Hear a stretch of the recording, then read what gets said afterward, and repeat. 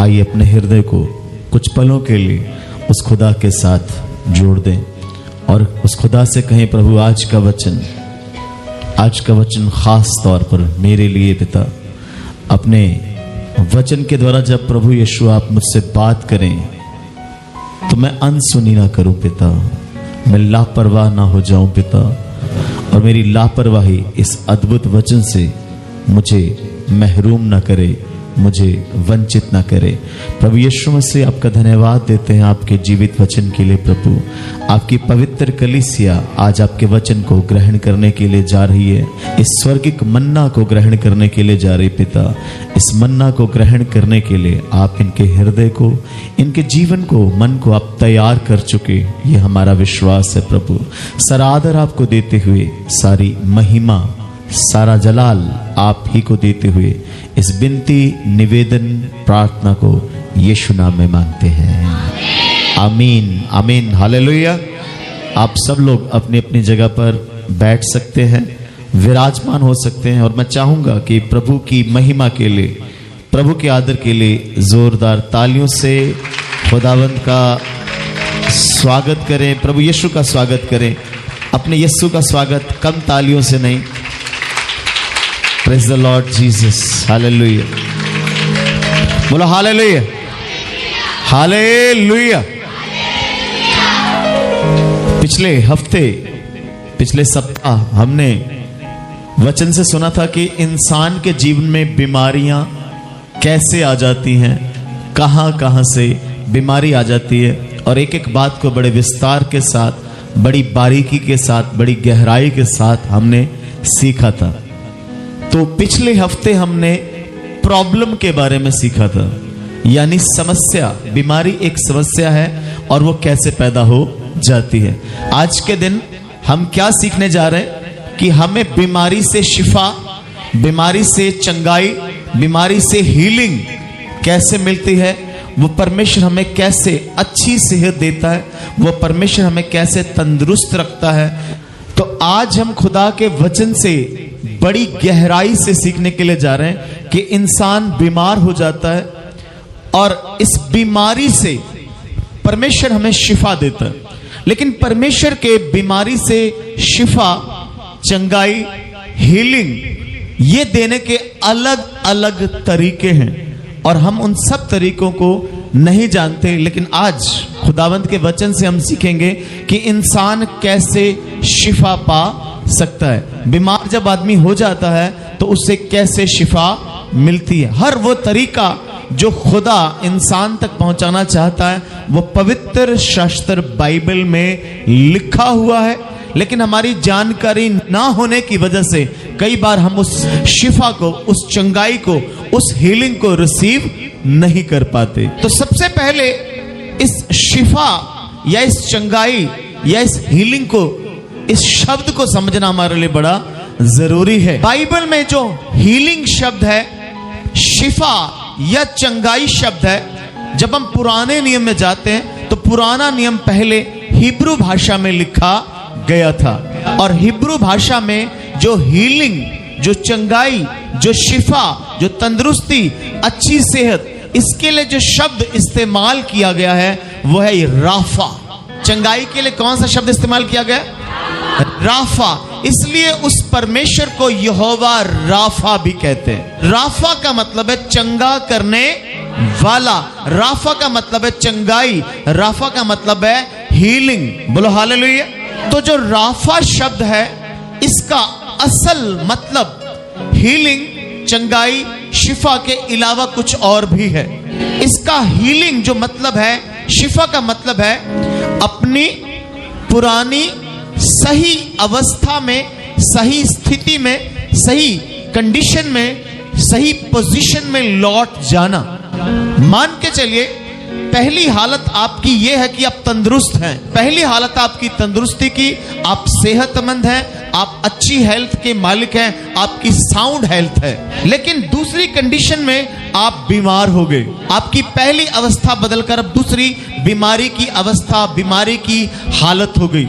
अब तीसरी हालत जो है वो परमेश्वर आपको बदलकर परमेश्वर आपको चंगा करके आपको वापस पहली हालत में लेकर जाता है, इसको कहते हैं हीलिंग। बोलो हालेलुया। आपकी पहली दशा जो तंदुरुस्ती की, अच्छी सेहत की थी, उसमें दोबारा लौट कर लेकर जाने को जो इस्तेमाल किया गया शब्द, उसको कहते हैं हीलिंग। अब ये जो हीलिंग शब्द है, इसका मतलब ये भी नहीं कि सिर्फ आपकी जिस्मानी चंगाई। हिब्रू भाषा में जो हीलिंग शब्द, राफा शब्द इस्तेमाल किया गया, इसका मतलब, इसको अंग्रेजी में कहते हैं the healing of noun. Noun Hindi में कहते हैं संज्ञा को। जब आप छोटे बच्चों को स्कूल में पढ़ाते हो तो स्कूल में संज्ञा पढ़ाई जाती है, नाउन पढ़ाया जाता है। कई बार हम हीलिंग को सिर्फ समझते हैं कि जिस्म की चंगाई, सिर्फ शरीर की चंगाई को ही हीलिंग कहा जाता है। और आज पूरे विश्व में, पूरे भारत में, दुनिया के अलग अलग कोने में बहुत सारी जो मिनिस्ट्रीज, बहुत सारी जो सेवकाइयां हैं, वो हीलिंग के नाम पर हैं, हीलिंग मिनिस्ट्री के नाम पर है।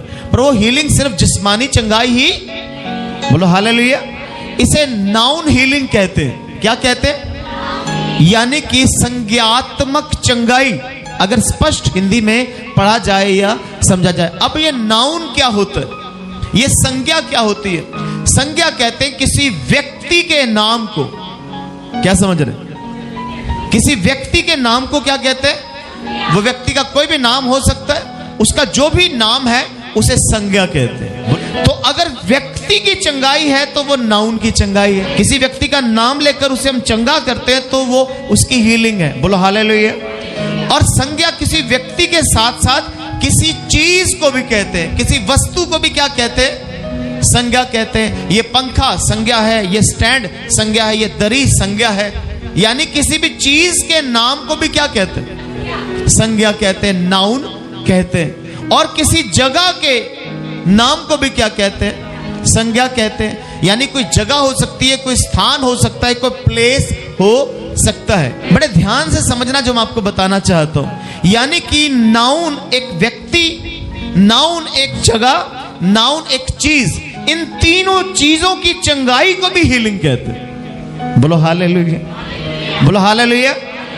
तो हिब्रू भाषा में जब राफा शब्द इस्तेमाल किया गया, उसका मतलब एक व्यक्ति की जिस्मानी चंगाई, एक व्यक्ति की जिस्मानी चंगाई, एक व्यक्ति की मानसिक चंगाई, एक व्यक्ति की आत्मिक चंगाई। बोलो हालेलुया, हालेलुया। इसे कहते हैं कि इंसान के साथ जुड़ी हुई चंगाई। बात पकड़ में आ गई? बोलो हालेलुया। अब दूसरी चंगाई, इस व्यक्ति के साथ जो चीजें जुड़ी हैं, चीजें डिस्टर्ब हैं, उसकी भी चंगाई बहुत जरूरी है। आपको शायद याद होगा, मैंने एक बार एक प्रचार किया था कि जिस घर में जाओ उस घर की क्या मांगो? आशीष मांगो। बोलो हालेलुया। हम जिस घर में प्रवेश करें, उस घर के बंदों के साथ साथ उस घर की चीजों के लिए, उसके माहौल के लिए भी क्या करें?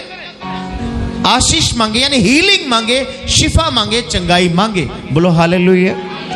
तो एक व्यक्ति की चंगाई के साथ साथ उसके साथ जो चीजें जुड़ी हैं, उसका घर, उसका कारोबार, उसकी वस्तुएं, उसकी कार, उसकी गाड़ी, उसकी हीलिंग भी जरूरी है। इसलिए वस्तु की हीलिंग, पानी भी एक वस्तु है। पानी क्या है? वस्तु। इस पानी की भी चंगाई जरूरी है।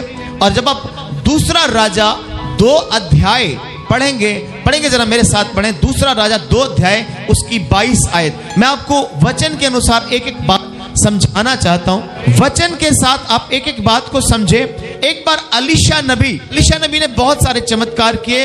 अलीशा से पहले एलिया नबी ने बहुत सारे चमत्कार किए, और अलीशा ने एलिया से डबल यानी 2 गुना मसा से भरे हुए, अभिषेक से भरे हुए चमत्कार किए। और उनके बहुत सारे चमत्कारों में एक चमत्कार ये भी है जो आप पढ़ने के लिए जा रहे हैं। दूसरा राजा 2 अध्याय उसकी 22 आयत। एक जगह थी जहां का पानी ऐसा था, वो बुरा था पानी, वो अशुद्ध था पानी, और उस पानी को पीने से औरतों के गर्भ गिर जाया करते थे, बच्चा गर्भ में मर जाया करता था। इसका मतलब उस पानी में अशुद्धता थी, जहर था।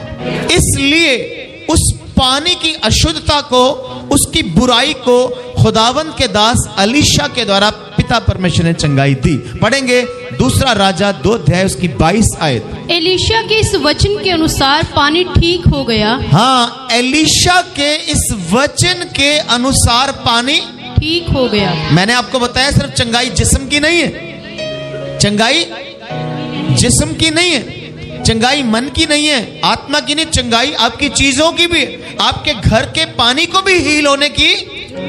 बोलो हालेलुया। अलीशा के वचन के अनुसार, वचन किसका है? परमेश्वर का। परमेश्वर के वचन के अनुसार वो पानी जो था वो बदल गया। एक बार पढ़े जरा उस पर क्या लिखा है वहां पर। एलीशा के इस वचन के अनुसार पानी ठीक हो गया। अलीशा के इस वचन के अनुसार पानी ठीक हो गया, लेकिन अंग्रेजी में लिखा है क्या? So the water has been healed. क्या लिखा है? हील्ड। हील्ड मैंने बताया है शिफा, चंगाई। समझ में आ रहा है? यानी पानी की भी चंगाई जरूरी है, यानी कि चंगाई सिर्फ शरीर की नहीं है, वो चंगाई आपकी चीजों की भी। तो जो पानी वहां पर अशुद्ध था, जहर से भरा पानी था, अलीशा नबी के द्वारा, खुदा के आत्मा की सामर्थ के द्वारा वो जो पानी था वहां पर क्या हो गया? हील हो गया।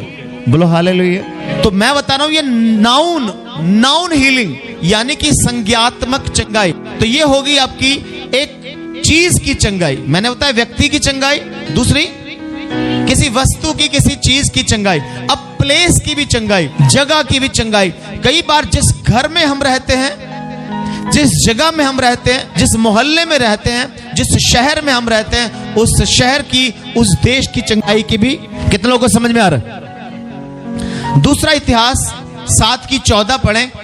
अभी हमने एक इंसान की चंगाई देखी है, फिर हमने पानी यानी वस्तु की चंगाई को देखा है। अब हम तीसरी देखेंगे उस देश की चंगाई, उस इलाके की चंगाई। दूसरा इतिहास 7 अध्याय उसकी 14 आयत।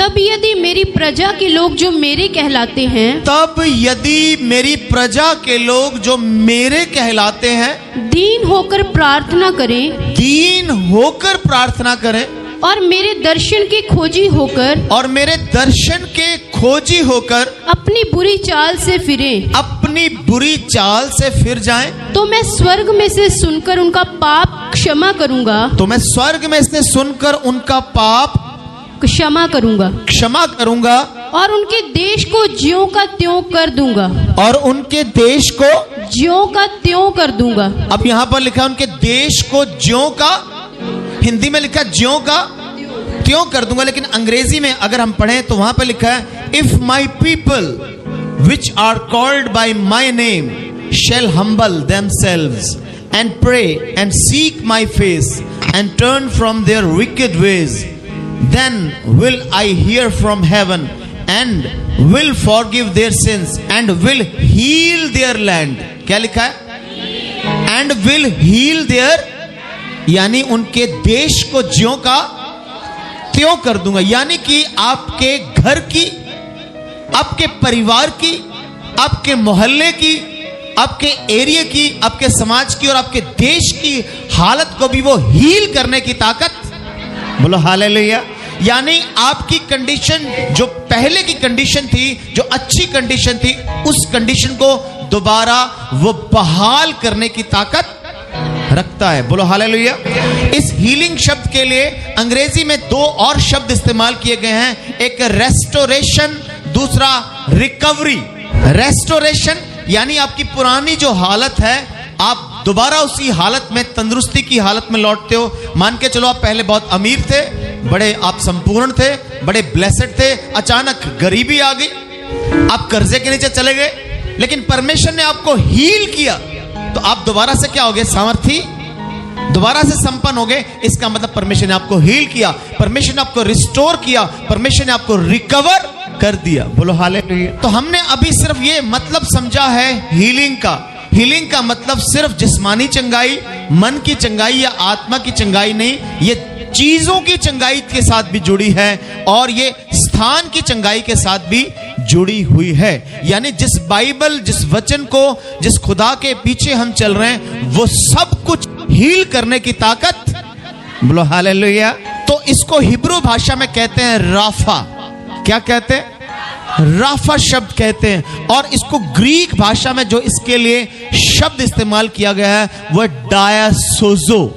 तो ग्रीक भाषा में चंगाई के लिए, शिफा के लिए जो शब्द इस्तेमाल किया गया है वह डायासोजो। 3 शब्द ग्रीक भाषा में इस्तेमाल किए गए। पहला डायासोजो, दूसरा शब्द है थेरापियो। थेरापियो से ही थेरेपी वर्ड निकला है कि बंदे की थेरेपी करवाने की जरूरत है यार, डॉक्टर ने कहा कि तुम्हारी थेरेपी होने वाली है। थेरेपी मतलब शिफा, थेरेपी मतलब हीलिंग, थेरेपी मतलब चंगाई, आपका इलाज होने वाला है। बोलो हालेलुया।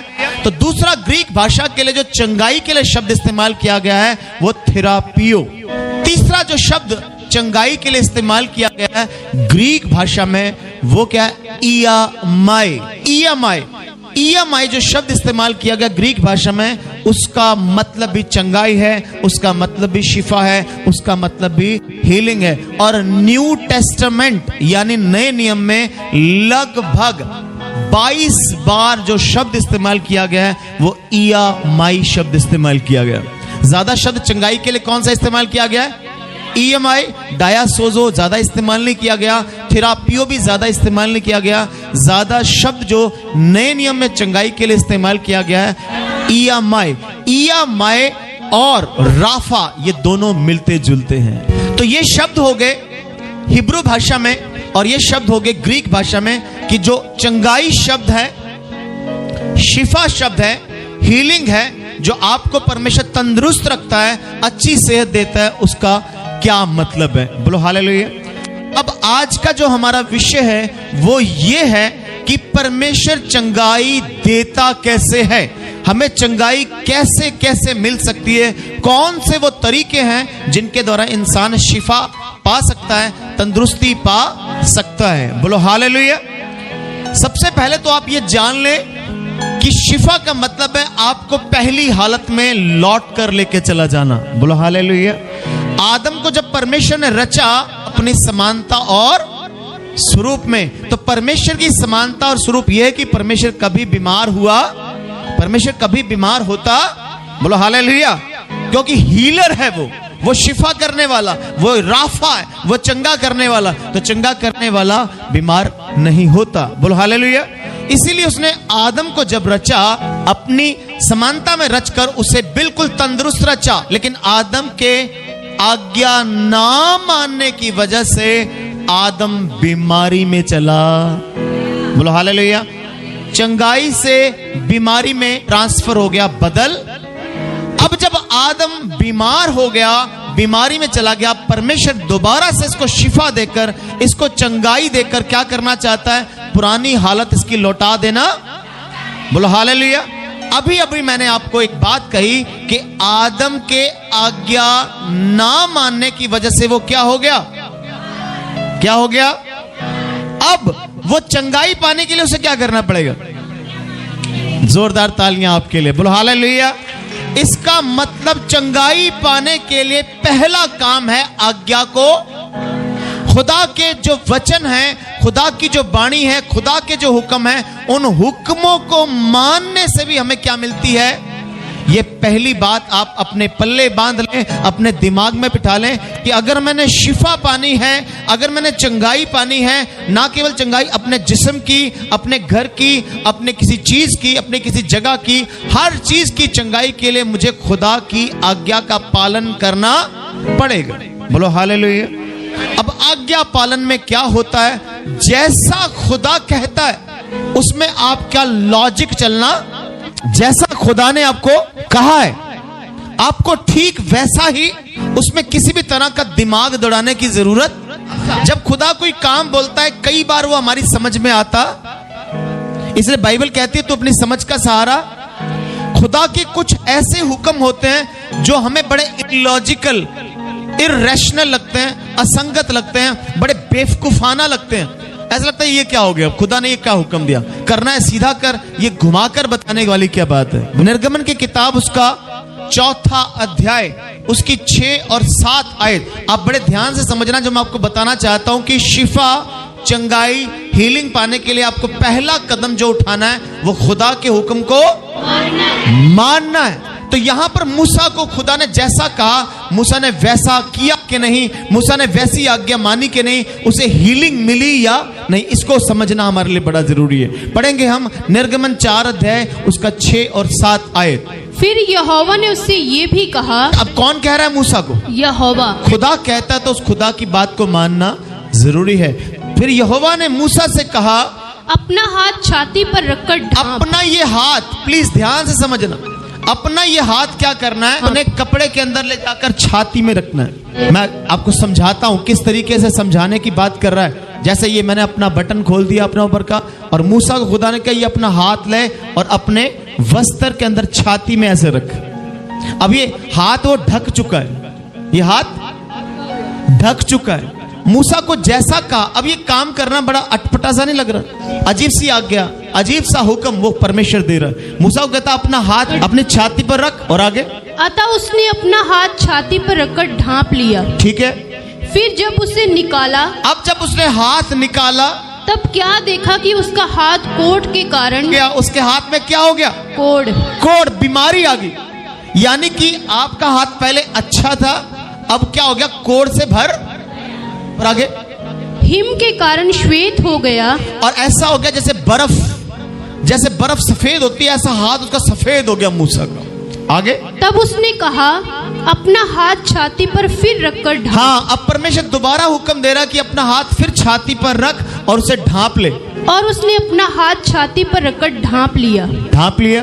और जब उसने उसको छाती पर से निकाला, जब उसने उस हाथ को दोबारा छाती से निकाला, तब क्या देखता है कि वह फिर सारी देह के समान हो गया। बोलो हालेलुया। अब यहां पर मूसा को शिफा मिल गई, मूसा की चंगाई उसे दोबारा मिल गई। उसके हाथ की जो पहली कंडीशन, पहली पोजीशन उसे दोबारा मिल गई। कैसे? उसने क्या किया? आज्ञा मानी।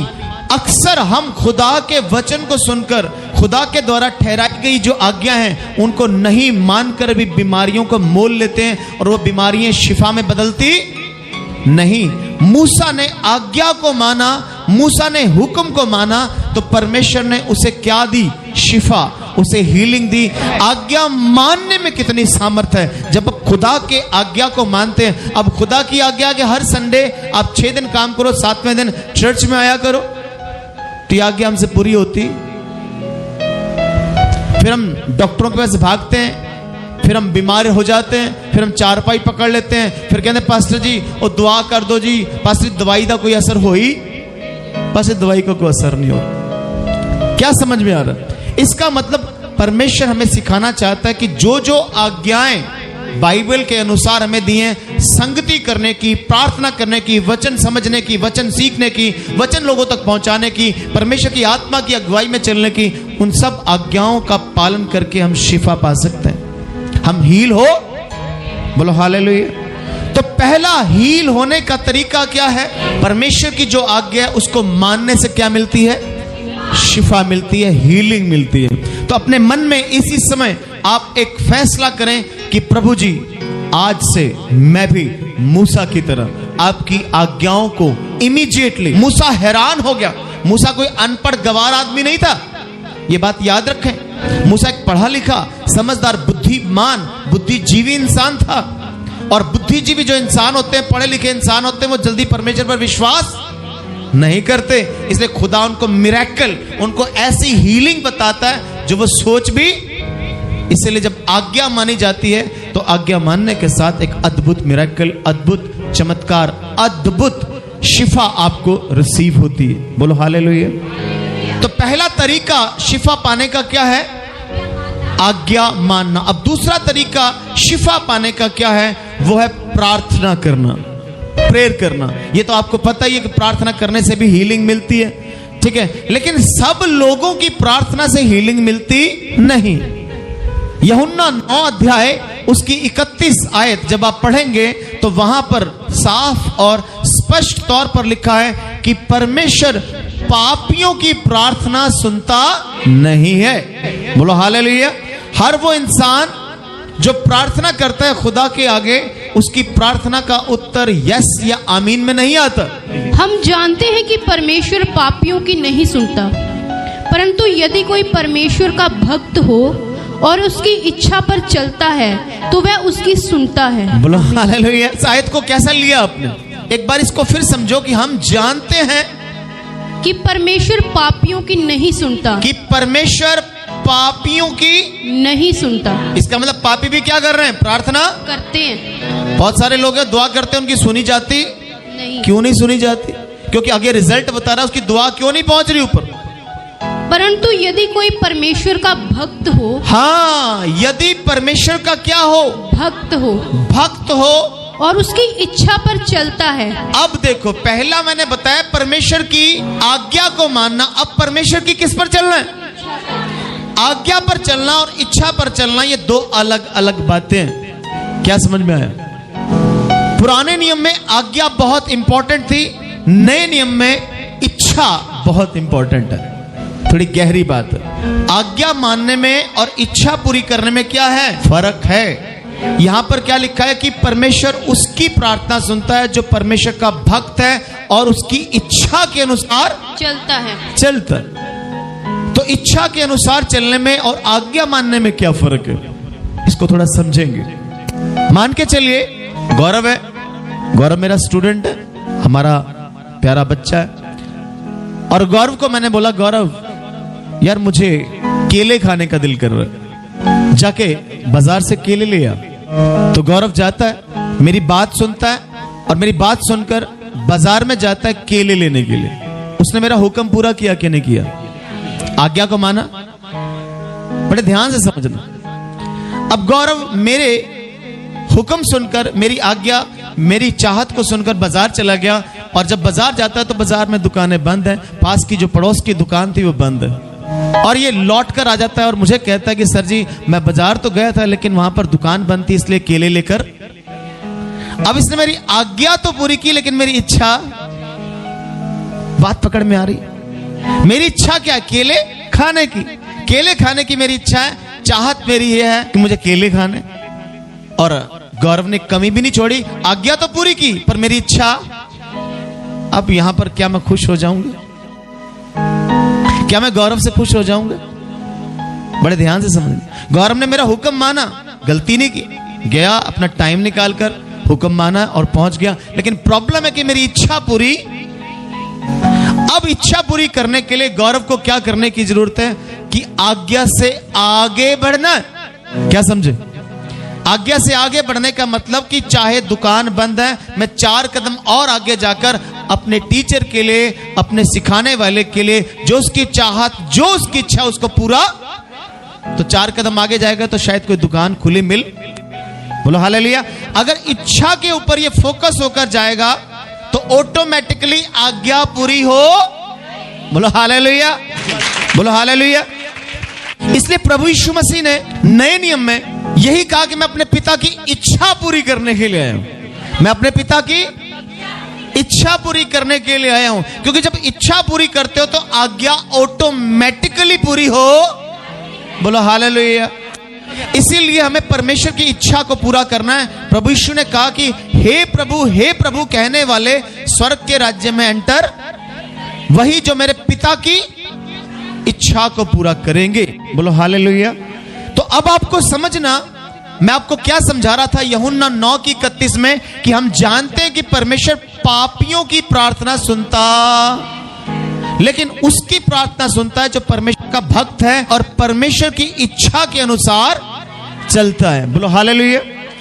बाइबल बताती है कि एक बार अब्राहम अपनी पत्नी सारा को लेकर गरार नामक जगह में चला गया, और गरार में एक राजा था जिसका नाम था एबीमेलेक। और गरार में जब अब्राहम अपनी पत्नी सारा को लेकर चला गया तो अब्राहम ने कहा अपनी पत्नी को कि लोगों को मत बताना कि तू मेरी पत्नी है, बता देना तू मेरी बहन है, ताकि लोग बहन समझकर तुझ पर गलत नजर ना डाले। लेकिन हुआ उल्टा। राजा को पता लगा कि इसकी बहन है तो राजा ने सारा को बुलवा लिया। उसको खूबसूरत लगी क्योंकि सारा बहुत ज्यादा खूबसूरत थी। राजा एबीमेलेक ने जब सारा को बुलवा लिया तो रात को सपने में परमेश्वर ने एबीमेलेक राजा को कहा कि जिस औरत को तूने बुलवा लिया है उसको टच भी मत करना, उसको छू भी मत लेना, तू नाश हो जाएगा, तू बर्बाद हो जाएगा।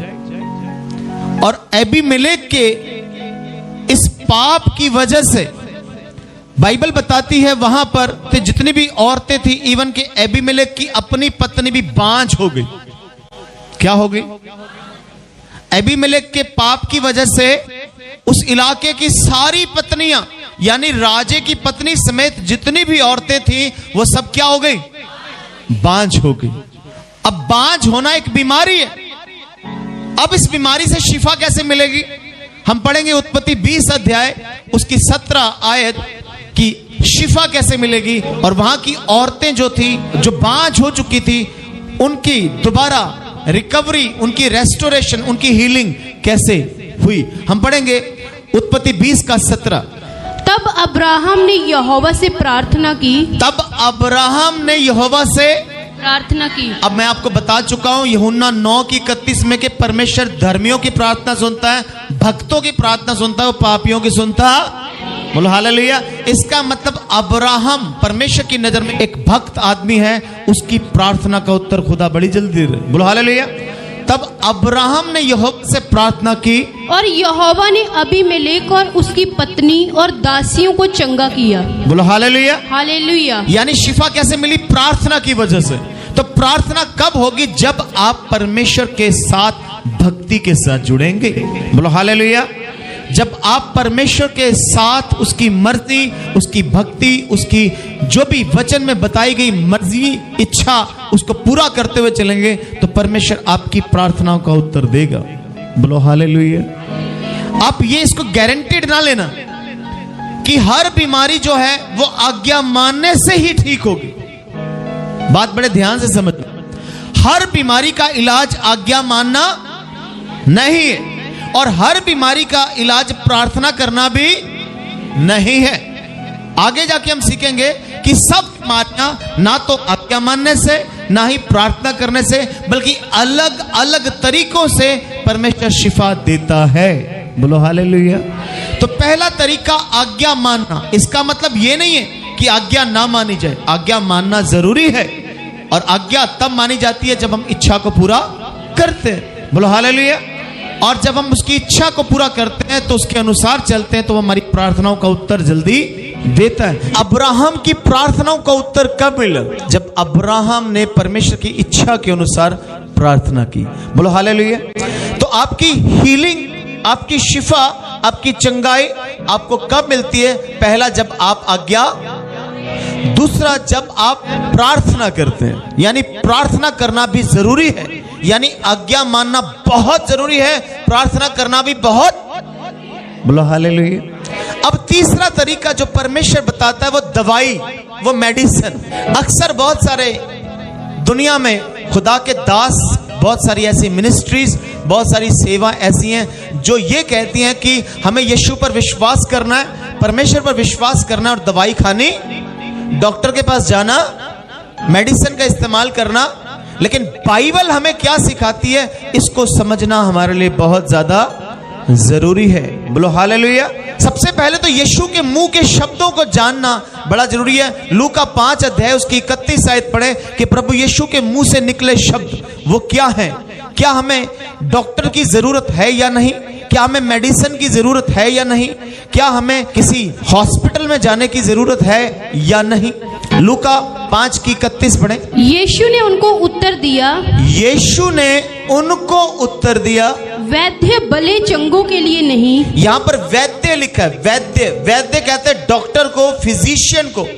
यीशु ने कहा वैद्य भले चंगों के लिए नहीं, परंतु बीमारों के लिए आवश्यक है। बोलो हालेलुया। हालेलुया। अब यीशु के मुंह से निकले शब्द है कि बीमार को डॉक्टर की भी, इसका मतलब हमें डॉक्टर के पास भी जाना चाहिए। डॉक्टर के पास जाना हमारे लिए जरूरी है। दवाई हमारे लिए, मेडिसिन हमारे लिए जरूरी है।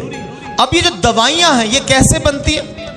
ये दवाइयां बनने का प्रोसेस, दवाइयां बनने की प्रक्रिया क्या है? ये जड़ी बूटियों से बनती है। किससे बनती है? बोलो हालेलुया। और इन जड़ी बूटियों को उगाने की जो शुरुआत उस परमेश्वर के द्वारा हुई, उत्पत्ति किताब में कैसे उसने पेड़ पौधे जड़ी बूटियां तैयार की, ये खुदा के द्वारा ही सब चीजें निर्मित की गई। बोलो हालेलुया। तो जब परमेश्वर ने जड़ी बूटियों को बनाया तो जड़ी बूटियों में पावर भी डाली है।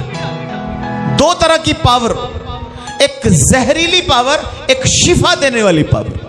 बोलो हालेलुया, बोलो हालेलुया। तो जड़ी बूटियों में आपके लिए जहर भी है और आपके लिए शिफा देने के लिए मेडिसिन भी है। बोलो हालेलुया। अब इसको समझना कि क्या हमें मेडिसिन बाइबल अलाउ करती कि नहीं करती। पर अभी हमने पढ़ा, यीशु ने कहा कि भले चंगों को वैद्य यानी डॉक्टर की जरूरत नहीं है, लेकिन बीमारों को डॉक्टर की जरूरत है। बोलो हालेलुया। अब कई बार हम विश्वास करते हैं, बहुत सारे पास्टर्स, बहुत सारे बाइबल के टीचर्स ये सिखाते हैं कि अगर आप विश्वास करते हो तो आपको खुदा पर विश्वास होना चाहिए, दवाइयों पर विश्वास होना, क्या समझे,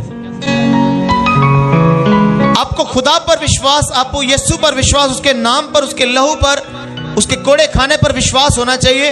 इसलिए आपको दवाइयों पर, डॉक्टर पर, हॉस्पिटल पर विश्वास होना नहीं चाहिए। हम विश्वास की सही डेफिनेशन समझते ही नहीं, हम विश्वास को हमेशा गलत ही बयान करते हैं। और बहुत सारे बाइबल के टीचर, बाइबल के सिखाने वाले वो यही कहते हैं। अब मान के चलिए आपके घर में बिजली खराब हो गई, आप इलेक्ट्रीशियन को बुलाएंगे या विश्वास से बिजली ठीक कर देंगे? क्या आपका विश्वास नहीं?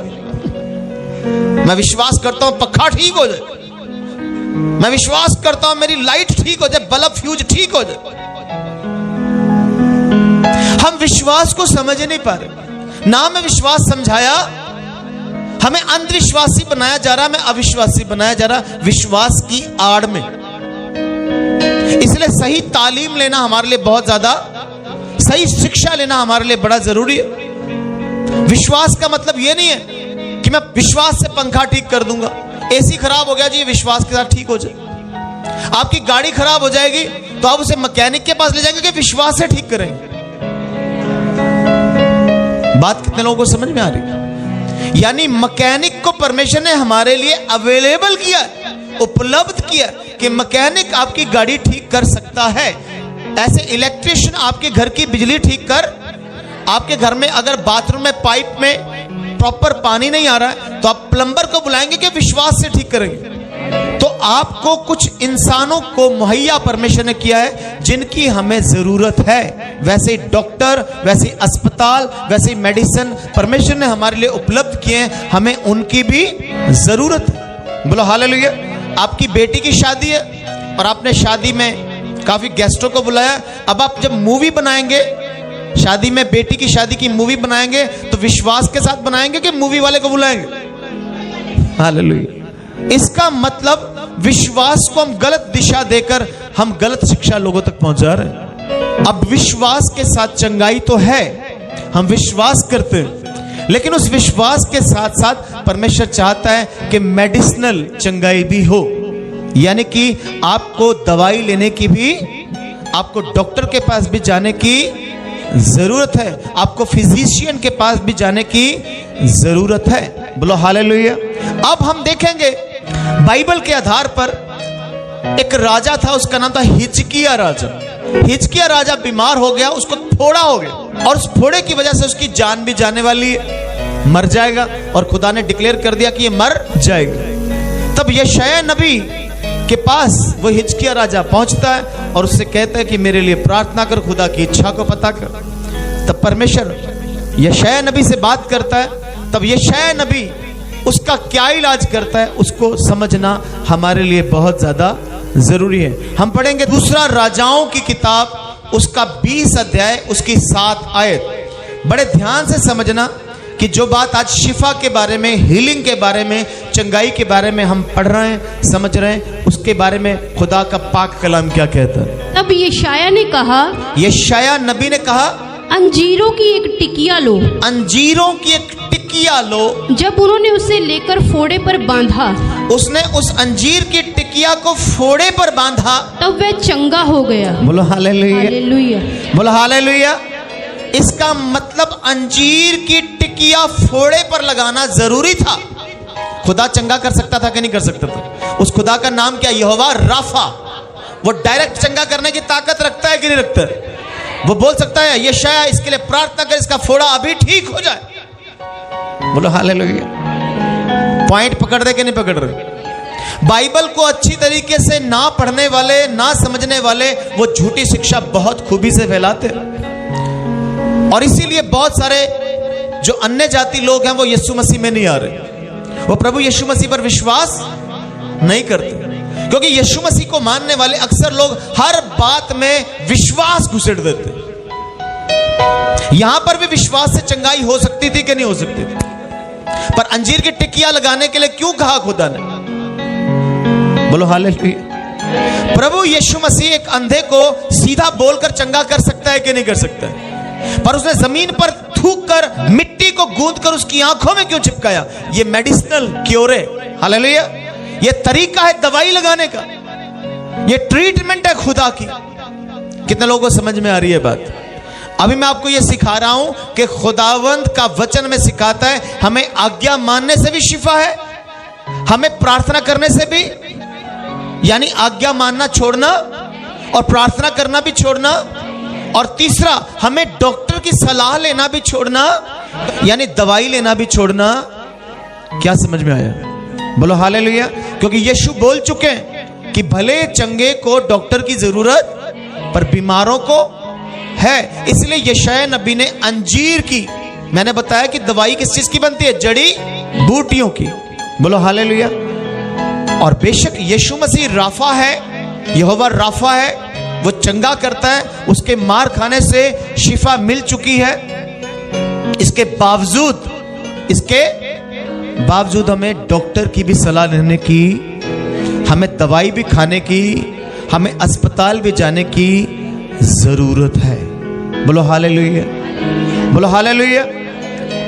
अब ये तीसरा तरीका आप सीख चुके हैं कि हमारे लिए दवाई भी, डॉक्टर भी जरूरी है। हमें जड़ी बूटियों के द्वारा जो दवाई दी जाती है, जो भी मेडिसिन बनाई जाती है, उसे इस्तेमाल करने की जरूरत है। बोलो हालेलुया। लेकिन बाइबल आपको यह भी साथ में सिखा रही है कि एक चीज पर डिपेंड नहीं हो। हाँ, आप आज्ञा मानने पर डिपेंड ना हो जाए, आप सिर्फ प्रार्थना करने पर डिपेंड, और आप दवाइयों पर भी डिपेंड, आप अस्पतालों पर भी डिपेंड, आप डॉक्टरों पर भी डिपेंड नहीं होना जरूरी है, पर आपको उन पर निर्भर होने की जरूरत नहीं है। ये बात याद रखें। आदत नहीं बन जाए आपकी दवाइयां लेना कि एडा एडा थैला भरिया जी, बैग चिते दवाइयां भरियां हुई। आदत ना बनाए। कोशिश करें इन दवाइयों से आपको हमेशा के लिए निजात, हमेशा के लिए छुटकारा मिल जाए। बोलो हालेलुया। बोलो हालेलुया। वो खुदा हमें निजात देना चाहता है, छुटकारा देना चाहता है। बोलो हालेलुया। तो यहां पर 3 तरीके हम सीख चुके हैं। चौथा तरीका, जब भी आप डॉक्टर के पास जाते हैं तो डॉक्टर आपको दवाई के साथ साथ परहेज भी बताता। क्या बताता? इसका मतलब चौथा तरीका शिफा पाने का क्या है? परहेज करना। क्या करना? अगर किसी व्यक्ति की शराब पीने से किडनियां खराब हो गई हैं और डॉक्टर के पास जब जाता है तो डॉक्टर उसको क्या कहेगा? मेडिसिन के साथ साथ पैग भी लगा लिया, बोलता है। इसका मतलब हमें परहेज करने की भी। अगर किसी को एसिडिटी की प्रॉब्लम हो गई है, छाती में जलन बहुत होती है, गैस बन जाती है, क्योंकि वो चटपटा खाना खाता है, ऑयली खाना खाता है ना, ज्यादा मसाले वाली चीजें खाता है, तो डॉक्टर उसको मेडिसिन देने के बाद, ट्रीटमेंट देने के बाद उसे ये परहेज भी बताता है कि अब से ऑयली चीजें, ज्यादा मसाला मिला हुआ भोजन परहेज। बोलो हालेलुया। क्या बाइबल परहेज के बारे में सिखाती है? पहला तीमुथियुस 5 अध्याय आप पढ़ें, वहां पर पौलुस तीमुथियुस को क्या सिखाने की कोशिश कर रहा है। पहला तीमुथियुस 5 की 23 आयत, इसको समझना बड़ा जरूरी है। इस आयत को अक्सर गलत इंटरप्रेट किया जाता है, गलत व्याख्या की जाती है। पहला तीमुथियुस 5 की 23, भविष्य में केवल जल ही का पीने वाला ना रह, परंतु अपने पेट के और अपने बार बार बीमार होने के कारण थोड़ा थोड़ा दाखरस भी काम में लाया कर। अब ये जो तीमुथियुस था, ये एक बड़ा सुलझा हुआ पास्टर था, बड़ा सीनियर पास्टर था, और पौलुस उसे लेटर लिखकर, पर्सनल लेटर लिखकर, व्यक्तिगत चिट्ठी लिखकर समझा रहा है कि तू सिर्फ पानी का पीने वाला मत बन। कभी कभी पेट की गड़बड़ के लिए, अपनी बीमारी के लिए दाख रस भी काम में लाया। बड़े ध्यान से समझना है शायद को। यहां पर पौलुस खुदा को मानने वाला बंदा है कि नहीं? यीशु पर विश्वास करता है? पौलुस के द्वारा चिन्ह चमत्कार होते कि नहीं होते? उसकी दुआएं खुदा सुनता कि नहीं सुनता? तो वहां पर पौलुस कह सकता था, मैं तेरे लिए दुआ करता हूं कि तेरी बीमारी चली, तू आज्ञा माना कर इसलिए बीमारी चली, तू अंजीर की टिकिया बांध ले और दवाई लिया कर इसलिए ठीक हो जाए, ऐसे बोला। अब यहां पर परहेज है। बोलो हालेलुया। क्या समझ में आ रहा है? बात समझ में आ रही? अब जो तीमुथियुस था, जिस इलाके में वो रहता था, फिलिस्तीन के उस इलाके में जो पानी था वो बहुत अशुद्ध पानी था, पॉल्यूटेड वाटर, अशुद्ध पानी था, जिस पानी को पीने से पेट में अल्सर हो जाया करता था, पेट में बीमारियां पैदा हो जाया करती थी। और तीमुथियुस को थोड़ी सी रॉन्ग टीचिंग मिल गई थी, गलत शिक्षा मिल गई थी कि हमने अपनी बॉडी की शिफा के लिए कभी भी दाखरस यानी नशे वाली कोई भी चीज इस्तेमाल नहीं करनी। और बहुत सारे पास्टर भी ये कहते हैं दवाई इसलिए नहीं खानी क्योंकि दवाई में क्या होता है? नशा। और किसी भी तरह की कोई दवाई आप जब पीते हो तो एकदम आपको नशा होता है, नींद आ जाती है। तो बहुत सारे पास्टर आपको सिखाते हैं कि इसलिए दवाई नहीं पीनी क्योंकि उसमें क्या है? इसीलिए बहुत सारे शिक्षक शायद जिनके प्रभाव में तीमुथियुस रहा होगा या उसने सीखा होगा, उसे लगता होगा कि शायद अगर मैं सिर्फ पानी पीऊंगा तो मैं शिफा पा लूंगा। अब उसको यहां पर बताया कि पानी से परहेज कर, थोड़ा पानी से, क्योंकि पानी पॉल्यूटेड है, पानी वहां पर शुद्ध, इसलिए तू कभी कभी बीमार होने की वजह से पेट की गड़बड़ के लिए दाख रस भी इस्तेमाल किया। अब इसका मतलब यह नहीं कि आप दारू पीना शुरू कर दें, यह मतलब बिल्कुल भी नहीं। यानी कि पेट की गड़बड़ के कारण, बीमार होने के कारण अगर आपको मेडिसिनली तौर पर इसको इस्तेमाल भी करना पड़े तो इसमें कोई गुरेज नहीं है। बोलो हालेलुया। बट ये आपकी हैबिट में कन्वर्ट होना, क्या समझे? आप उस पर डिपेंड ना हो जो कि नहीं जी मैं पैग लावांगा फिर ही मैं ठीक हूं ना, मैं पैग लगा लेता हूं फिर मैं ठीक होता हूं। नहीं, ये मतलब इसका नहीं है बिल्कुल भी। यहां पर अशुद्ध पानी से परहेज, और उसके बाद क्या करना? कभी कभी दाखरस दवाई के तौर पर भी आप इस्तेमाल कर लिया करें ताकि आप तंदुरुस्त रहें। अब यहां पर आपको क्या सीखने को मिल रहा है? यहां पर पौलुस कितना गहरा टीचर, कितना सुलझा हुआ टीचर, वो कह सकता कि मैं तेरे लिए क्या करूं? दुआ। इसीलिए आपको भी दुआ के साथ साथ, आज्ञा मानने के साथ साथ, डॉक्टरों के पास जाने के साथ साथ परहेज करने की भी आपको पता होना चाहिए, जानकारी होनी चाहिए कि आपकी बॉडी में किन किन चीजों के कारण गड़बड़ आनी शुरू हो। कौन सी दाल आपको ठीक नहीं लगती, कौन सी सब्जी आपको ठीक नहीं लगती, कौन सा फ्रूट आपको एलर्जी करता है, कौन सी चीजें आपको एलर्जी करती हैं। जब आप इन चीजों से परहेज करेंगे तो आप शिफा, बोलो हालेलुया। तो बाइबल आपको एक संपूर्ण ज्ञान दे रही है, एक कंप्लीट ज्ञान दे रही है कि आपकी शिफा, आपकी चंगाई आपके परहेज पर भी डिपेंड करती है।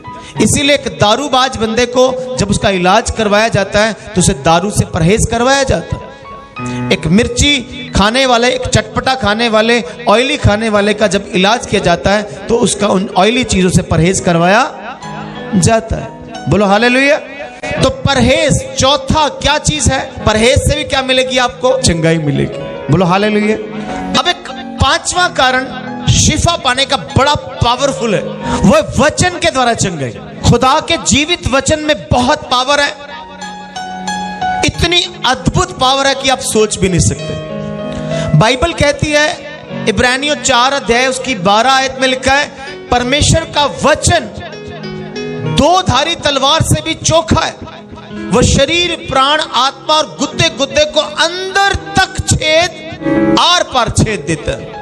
इतनी पावर है खुदा के वचन के अंदर। आपके शरीर में कोई भी बीमारी है, ब्लड के अंदर कोई भी बीमारी है, सेल के अंदर कोई भी बीमारी है, इवन हड्डी, और हड्डी के अंदर जो बोन मैरो जिसको गुद्दा गुद्दा यहां पर लिखा गया, हड्डी के अंदर जो बोन मैरो होता है, जो गुद्दा गुद्दा मांस होता है उसके अंदर भी कई बार बोन कैंसर हो जाता है, बोन मैरो कैंसर। क्या कहते हैं उसे? Bone marrow cancer. जो हमारी हड्डियां होती हैं, हड्डियों के अंदर जो मांस होता है उस मांस के अंदर भी क्या आ जाता है।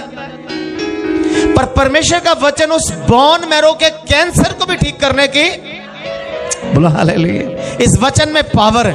प्रभु यीशु के चंगा करने का तरीका क्या था? प्रभु यीशु मसीह जब इस पृथ्वी पर इंसान बनकर, गुरु बनकर, रब्बी बनकर, हीलर बनकर, यहोवा राफा बनकर आए तो वो कैसे चंगा करते थे? जब संध्या हुई, जब शाम हुई, तब वे उसके पास बहुत से लोगों को लाए जिनमें दुष्ट आत्माएं थी, और उसने उन दुष्ट आत्माओं को अपने वचन से निकाल दिया। कैसे निकाला?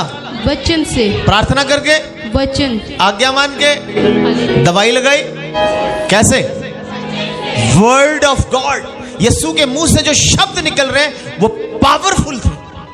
वो वचन बोलता था और क्या मिलती थी? इसका मतलब जब वचन बोला जाता है, उस वचन को आप रिसीव करते हो तो आपको चंगाई मिलती है। हालेलुया। आपका वचन रिसीव करना, ग्रहण करना, कबूल करना, अपने जीवन में लेकर आना आपको शिफा देता है। बोलो हालेलुया, बोलो हालेलुया। भजन संहिता 107:20। वह अपने वचन के द्वारा उनको चंगा करता। बोलो हालेलुया, हालेलुया। आप इस बात को भी समझो कि आपकी शिफा कहां पर टिकी है? वचन पर टिकी। वो अपना वचन भेज कर शिफा देता। बोलो हालेलुया। और ये वचन कौन था पता? आदि में वचन था, वचन परमेश्वर के साथ था, और वचन देहधारी होके हमारे लिए भेजा गया। उसने स्वर्ग से वचन को यीशु बनाकर भेजा आपकी शिफा के लिए। बोलो हालेलुया। आपकी चंगाई के लिए उसने वचन बनाकर भेजा। बोलो हालेलुया। तो इसका क्या मतलब है कि वचन के द्वारा भी क्या मिलती है? हमें शिफा मिलती है। सूबेदार को अंग्रेजी में कहते हैं सेंचुरियन। सेंचुरियन का मतलब होता है रोमी सेना का वो औहदेदार व्यक्ति, ऑफिसर, जिसके अंडर 100 व्यक्ति काम करते हो, 100 सैनिक काम करते हो। सेंचुरी 100 को भी बोलते हैं, इसलिए जब क्रिकेट में जो बंदा 100 रन बनाता है कहते हैं सेंचुरी बना ली। 100 के अंक को कहते हैं सेंचुरी, और 100 बंदों पर काम करने वाले ऑफिसर को कहते हैं सेंचुरियन। और हिंदी में लिखा सूबेदार, यानी आर्मी का वो ऑफिसर जिसके अंडर में 100 सैनिक काम करते हैं। तो उसके 100 सैनिकों में से एक सैनिक बीमार हो गया और वो यीशु के पास आया, और यीशु के पास आकर कहता है कि प्रभु जी, मैं इस लायक नहीं हूं कि आप मेरी छत के नीचे आए, आप यहीं से क्या कर दे? वचन बोल दे। उसने ये नहीं बोला यहीं से प्रार्थना कर दे। क्या समझे? लूका 7 अध्याय उसकी 7 आयत पढ़े। क्या बोला उसने? सूबेदार ने उत्तर दिया, सूबेदार ने यीशु को उत्तर दिया, हे प्रभु जी, मैं इस योग्य नहीं, मैं इस लायक नहीं हूं कि तू मेरी छत तले आए, कि आप मेरे घर में आए, मेरे छत के तले आए, परंतु केवल मुख से कह दे, कि अपने मुख से कह दे। क्या कह दे? मेरा दास चंगा हो जाएगा। बोलो हालेलुया। हालेलुया। वचन ही कह दे, अपने मुंह से शब्द ही निकाल, पावरफुल वर्ड बोल, तो मेरा जो सेवक है वो घर में ही चंगा हो जाएगा। इसका मतलब खुदा के वचन में क्या है? पावर है। और इस वचन को हम कितना रिसीव करते हैं, कितना नहीं करते। वचन रिसीव करने का मतलब दिमाग में रिसीव करना नहीं है, जीवन में रिसीव करना, लाइफ में रिसीव करना। हमने पढ़ा है इब्रानियों 4:12 में कि परमेश्वर का वचन 2 धारी तलवार से भी क्या है? चोखा। वो शरीर, प्राण, आत्मा, गुद्दे गुद्दे को अंदर अंदर तक छेद देता है, उसे बदल देने की ताकत रखता है। आपके बॉडी में कोई भी प्रॉब्लम है, वचन के द्वारा शिफा मिल जाती है। बोलो हालेलुया, बोलो हालेलुया। बार बार एक बात रिपीट कर रहा हूं कि आपने हर चीज पर डिपेंड हो नहीं जाना। आपने आज्ञा मानने पर डिपेंड हो, आपने प्रार्थना पर डिपेंड हो, आपने दवाइयों पर डिपेंड हो, अपने परहेज पर डिपेंड हो, और आपने यहां पर वचन पर भी डिपेंड हो। ये सब चीजें हमारे लिए बहुत ज्यादा जरूरी है। हमारे लिए आज्ञा मानना बहुत ज्यादा जरूरी है। हमारे लिए प्रार्थना करना बहुत ज्यादा जरूरी है। हमारे लिए दवाई खाना, डॉक्टर के पास जाना भी बहुत ज्यादा, हमारे लिए परहेज करना भी बहुत ज्यादा जरूरी है, और हमारे लिए वचन भी बहुत ज्यादा। लेकिन अगर आप एक आइडियोलॉजी, एक विचारधारा बना के बैठो कि सारी बीमारी दी जड़ी वचन के द्वारा दूर होनी, तो यहां पर हम गलत हो जाएंगे। क्या समझे? बोलो हालेलुया। हर बीमारी का इलाज वचन। बोलो हालेलुया। यशायाह ने वहां पर दवाई लगाई, टिकिया लगाई कि नहीं लगाई? यीशु मसीह ने अंधे को चंगा किया तो मिट्टी में थूका, उसे गूंदा और उसकी आंखों में लेप किया, फिर चंगाई दी। तो वचन बोल के भी चंगा कर। अंधे बर्तिमाई को कैसे चंगा किया? अंधे बर्तिमाई के लिए उसने जमीन पे थूका, उसने सीधा बोला जा तू देख, और वो देखने, वचन बोला और चंगाई हो गई। लेकिन जो मां के गर्भ से अंधा पैदा हुआ था, उसके लिए उसने ट्रीटमेंट अलग रखी थी। बोलो हालेलुया। इसका मतलब बाइबल पढ़ने वाले लोग एक ही विचारधारा पर कभी भी खड़े ना हो जाए। यहां पर आप रॉन्ग डॉक्ट्राइन में चले जाएंगे, आप गलत शिक्षा में चले। अक्सर जो पंजाब में हीलिंग सिस्टम चल रहा है वो इस आधार पर चल रहा है, बाइबल की शिक्षा नहीं दी जा रही, बस बताइए जी हर चीज के लिए हीलिंग, हर चीज के लिए हीलिंग, वो एक गलत शिक्षा है। अब ये कौन कौन से तरीके बताए आपको? आज्ञा मानने से चंगाई, प्रार्थना करने से, तीसरा दवाई से चंगाई, चौथा परहेज, पांचवा और छठा जो है शिफा विश्वास के साथ। जब तक आप विश्वास ही नहीं करोगे आपको शिफा कैसे मिले? मूसा आज्ञा मानने पर विश्वास नहीं करता तो उसको कभी भी कोढ़ से शिफा, विश्वास से चंगाई। बोलो हालेलुया। अगर अब्राहम विश्वास से प्रार्थना ना करता तो उन औरतों के बांझ का वो बंधन कभी भी टूटता। बोलो हालेलुया। अगर यशायाह नबी विश्वास के साथ अंजीर की टिकिया हिजकिय्याह राजा के फोड़े पर ना बांधता तो कभी भी चंगाई आनी। बोलो हालेलुया। और अगर पौलुस तीमुथियुस को विश्वास के साथ परहेज के बारे में ना बताता तो शायद तीमुथियुस चंगा ना होता। बोलो हालेलुया। और अगर यीशु विश्वास के साथ वचन नहीं बोलता तो शायद चंगाई ना मिलती। इसका मतलब हमारे विश्वास का होना भी बहुत ज्यादा, हमारी चंगाई के लिए, हमारी शिफा के लिए, हमारी हीलिंग के लिए हमारा विश्वास भी बहुत ज्यादा मजबूत होना। आज जब सूबेदार यीशु के पास आ गया, अब यीशु के पास आने के बाद यीशु उसका क्या चेक कर रहा है? विश्वास। क्या चेक कर रहा है? विश्वास। आप पढ़ेंगे। ये सुनकर यीशु को अचंबा हुआ। आपको पता पूरी बाइबल में यीशु मसीह को सिर्फ 2 ही बार अचंबा हुआ। क्या समझे? पूरी बाइबल जब आप पढ़ेंगे तो प्रभु को सिर्फ 2 बार हैरानी हुई। अचंबा यानी हैरानी, आश्चर्य, वंडर। यीशु मसीह हैरान हो गए। कब कब? एक यहां पर, जब उसने यहां पर सूबेदार का विश्वास देखा तो यीशु क्या हो गया? पढ़े जरा इस आयत को, फिर मैं आगे बताता हूं दूसरी बार हैरान कैसे हुआ यीशु। ये सुनकर यीशु को अचंबा हुआ। ये सुनकर यीशु को अचंबा यानी हैरानी हुई। और जो उसके पीछे आ रहे थे उनसे कहा, मैं तुमसे सच कहता हूँ कि मैंने इज़राइल में भी ऐसा विश्वास नहीं पाया। बोलो हालेलुया। यानी कि विश्वास के द्वारा सूबेदार के उस सेवक की चंगाई हो गई, शिफा हो गई। बोलो हालेलुया।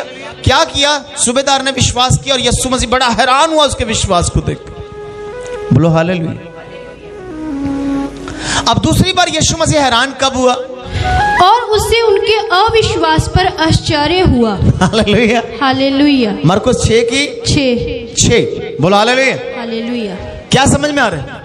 यीशु को हैरानी किस चीज पर होती है? हमारे विश्वास को देखकर भी वो क्या होता है?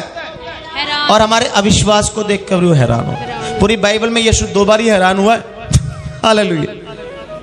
एक बार विश्वास को देखकर, एक बार अविश्वास, और दूसरी बार यीशु मसीह अपने ही घर नासरत में आया और नासरत के लोगों ने यीशु को रिसीव, उनके अविश्वास को देखकर बड़ा हैरान हो के हाथ धोगी। पर मैं यहीं पला, यहीं बड़ा हुआ, यहीं पर मैं इनके सामने जबान हुआ और ये मेरे अद्भुत कामों पर विश्वास, अविश्वास को देखकर हैरान हो गया। तो आपकी शिफा जो है वो आपके विश्वास पर डिपेंड करती है। अगर आप विश्वास करते हैं तो आप शिफा पाते हैं। 12 साल की औरत ने क्या किया? शिफा पाई कि नहीं पाई? 38 साल के रोगी को कहा उठ और अपनी चारपाई ले और घर जा। उसने विश्वास किया कि नहीं किया? अंधे प्रतिमाई ने क्या किया? विश्वास। तो जिन्होंने यीशु पर विश्वास किया उन्होंने शिफा। बोलो हालेलुया। इसका मतलब हमारी शिफा हमारे विश्वास पर डिपेंड करती है।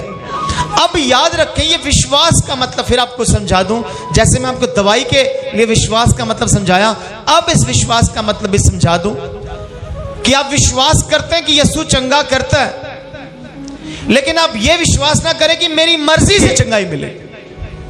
क्या समझे? आपका यह विश्वास नहीं होना चाहिए कि मेरी मर्जी से चंगाई हुने हो जाए। क्या समझे? बड़े ध्यान से समझना। प्रभु यीशु मसीह ने मरकुस 16 अध्याय में बोला, विश्वास करने वालों के ये चिन्ह होंगे। प्लीज ध्यान से सुनना। यीशु ने क्या बोला? विश्वास करने वालों के ये चिन्ह होंगे, वो बीमारों पर हाथ रखेंगे, वो चंगे हो। बोला कि नहीं बोला? प्लीज इस बात को समझ लेना। इसका मतलब यीशु मसीह पर विश्वास करने वाले ऐसे लोग हैं जो बीमारों पर हाथ रखते तो शिफा मिल, चंगाई 100% मिल।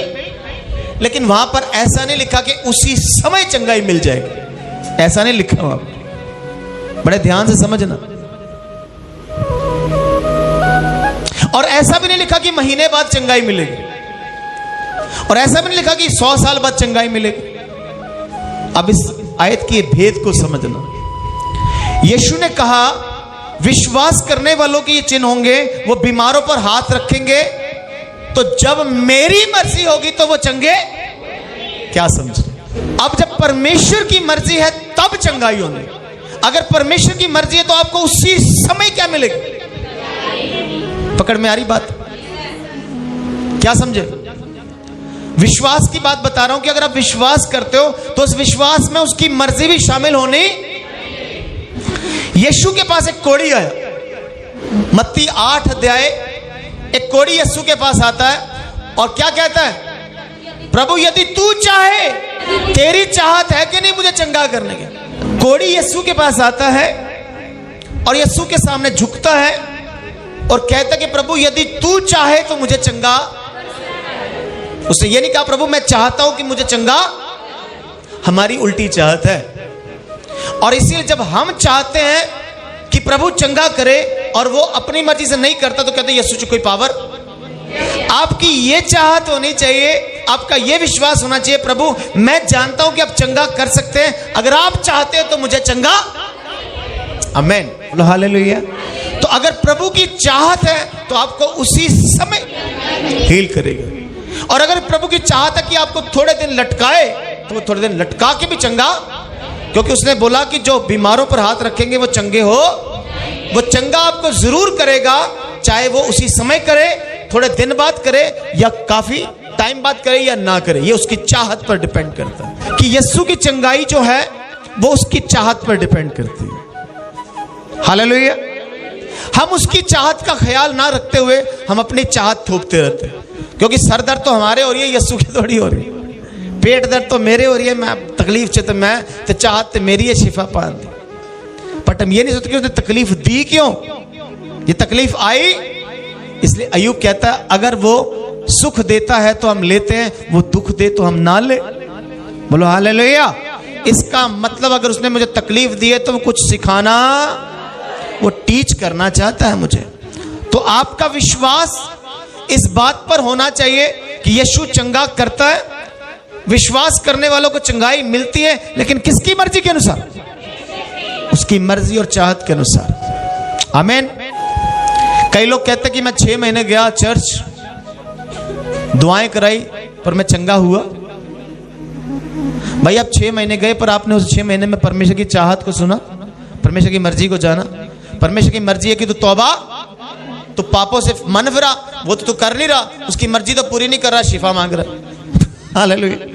वो चाहता है तो तौबा करके स्वर्ग के राज्य के लिए तैयार हो, शिफा ऑटोमेटिकली मिलेगी। पहले धार्मिकता राज्य की खोज कर, उसकी वो इच्छा है, और उसकी बाकी चंगाइयां आशीष बरकतें ये पीछे पड़ के आपको मिलेंगी, वो आप उल्टा ही चल रहे। हालेलुया। तो इस बात को समझना हमारे लिए बड़ा जरूरी है। अब अगली चंगाई है पंखों के द्वारा चंगाई। ये आपने पहली बार सुना होगा। विंग्स के द्वारा भी चंगाई मिलती है। पंखों के द्वारा क्या मिलती है? मिलती है कि नहीं मिलती? पंखों के द्वारा। थोड़ा इसको गहराई से समझेंगे। हालेलुया। मलाकी 4 अध्याय उसकी 2 आयत पढ़ेंगे। पंखों के द्वारा चंगाई मिलती कि नहीं मिलती? परंतु तुम्हारे लिए जो मेरे नाम का भय मानते हो, खुदावंद खुदा कहता है तुम्हारे लिए जो मेरे नाम का भय मानते हो, धार्मिकता का सूर्य उदय होगा। एक धार्मिकता का सूर्य उदय होगा, और उसकी किरणों के द्वारा तुम चंगे हो जाओगे। उसके किरणों के द्वारा। किरणों, यहां पर लिखा है उसकी किरणों के द्वारा तुम चंगे हो जाओगे। अंग्रेजी में लिखा विंग्स। तुम्हारे लिए एक धार्मिकता का सूर्य उदय होगा। धार्मिकता का सूरज कौन है? प्रभु यीशु। जगत की ज्योति बनकर कौन आया? प्रभु यीशु। तुम्हारे लिए एक धार्मिकता का सूर्य उदय होगा जिसकी किरणों से तुम चंगे हो जाओगे। और वहां पर किरणों की जगह अंग्रेजी में लिखा है विंग्स, पंख लिखे। अब पंख क्या होते हैं इसको समझना। बोलो हालेलुया। 12 साल की औरत जिसको लहू बहने की बीमारी थी, वो क्या कहती है? कहती मैं यीशु के कपड़े का छोर पकड़ लूंगी तो मैं चंगी हो, उसके पल्ले को छू लूंगी तो मैं चंगी हो। इसको समझना बड़ा जरूरी था। ये मलाकी 4:2 जो आयत थी वो 12 साल की औरत के द्वारा पूरी हुई। बोलो हालेलुया।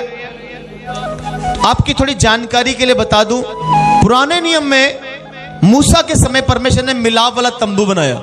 मिलाप वाला तंबू जब बनाया तो मिलाप वाले तंबू के अंदर परमेश्वर खुद हाजिर हुआ करता। बोलो हालेलुया। और उस मिलाप वाले तंबू के 3 हिस्से हुआ करते थे, आंगन, पवित्र स्थान, परम पवित्र स्थान। ये जो मिलाप वाला तंबू था ये इंसान के जिस्म को बताता है। हमारे जिस्म के भी 3 हिस्से हैं, शरीर, प्राण और आत्मा। और मिलाप वाले तंबू के भी 3 हिस्से थे, आंगन, पवित्र स्थान और परम। और परम पवित्र स्थान में परमेश्वर हाजिर हुआ करता था, परमेश्वर प्रेजेंट हुआ करता था। बोलो हालेलुया।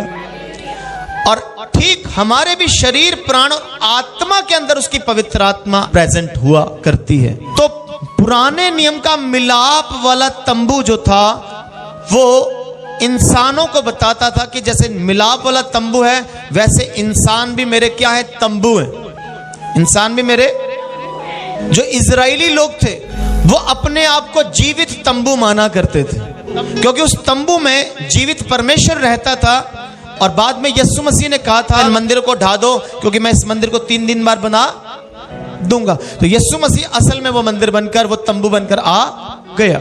बोलो हालेलुया। उस तंबू को ऊपर से ढक के रखा जाता था। और ऐसे ही जो यहूदी, जो इजरायली लोग हैं, जो मर्द लोग हैं, वो हमेशा सर पर अपने शॉल लिया करते थे। कोई भी यहूदी जब प्रार्थना करता था तो नंगे सिर वो कभी भी प्रार्थना नहीं किया करता था। अपने सर को ढककर, यानी तंबू समझकर, जैसे मिलाप वाले तंबू को ढका जाता था, ऐसे व्यक्ति अपने सर को क्या करते थे? ढकते थे। बोलो हालेलुया। और यीशु मसीह भी एक यहूदी थे, एक इजरायली थे। इस बात को कभी भी भूलना नहीं। बोलो हालेलुया। तो यीशु मसीह एक यहूदी होने के कारण यीशु मसीह भी अपने सर पर शॉल लिया करते थे। और आजकल इजराइल में इस शॉल का रिवाज चल गया है जिसे कहते हैं जूइश प्रेयर शॉल, यानी कि यहूदी प्रार्थना की शॉल। ये जो यहूदी प्रार्थना की शॉल हुआ करती थी, इस प्रार्थना की शॉल में जो धागे उनको बांधा जाता था उसका बड़ा गहरा मतलब होता था। ये जो शॉल बुनी जाती थी और उस शॉल के बुनने के बाद उसकी जो नीचे झालरें, धागे छोड़ दिए जाते थे, उन धागों में जो गांठें लगाई जाती थी वो धागे बांधे जाते थे। उसके लिए एक डीप टीचिंग है, एक गहरा अध्ययन है। और प्रत्येक धागे, प्रत्येक गांठ और प्रत्येक उस शॉल के रंग का एक अलग मतलब हुआ करता था। गिनती उसका 15 अध्याय देखो। यानी कि पुराने नियम में जब परमेश्वर आपको कोई कपड़ा दे रहा है, कोई शॉल भी दे रहा है, तो उसका एक एक धागा और उस शॉल का रंग, इसके भी बड़े गहरे मतलब सिखाना चाहता था परमेश्वर। तो परमेश्वर ने मूसा को कुछ कहा। क्या कहा? इजराइलियों से कह कि अपनी अपनी पीढ़ी में अपने वस्त्रों के छोर पर झालर लगाया। हाँ, अपने अपने पीढ़ी की लोगों को कह कि अपने वस्त्र की जो छोर है उस पर झालरें लगाया। और जो वस्त्र हैं, इसलिए 12 साल की औरत क्या कहती है? मैं यीशु के वस्त्र का क्या पकड़ लूंगी? छोर। क्यों पकड़ना था छोर? उस वस्त्र के छोर में क्या पावर थी उसको जानना बड़ा जरूरी है। बोलो हालेलुया। आगे पढ़े। और एक एक छोर की झालर पर एक नीला फीता लगाना। एक एक जो झालर है उसकी छोर पर नीला रंग, नीले रंग का फीता लगाना। और वह तुम्हारे लिए ऐसी झालर ठहरे, वो तुम्हारे लिए ऐसी झालरें ठहरे, जिससे जब जब तुम उसे देखो, जब जब तुम उन झालरों को देखोगे, तब तब यहोवा की सारी आज्ञाएं तुमको स्मरण आ जाएं। खुदा के वचन, खुदा की आज्ञाएं, खुदा के हुक्म वो झालरों को याद करवाएं। बोलो हालेलुया। हालेलुया। और आगे, और तुम उनका पालन करो, तुम उनका क्या करो? पालन करो।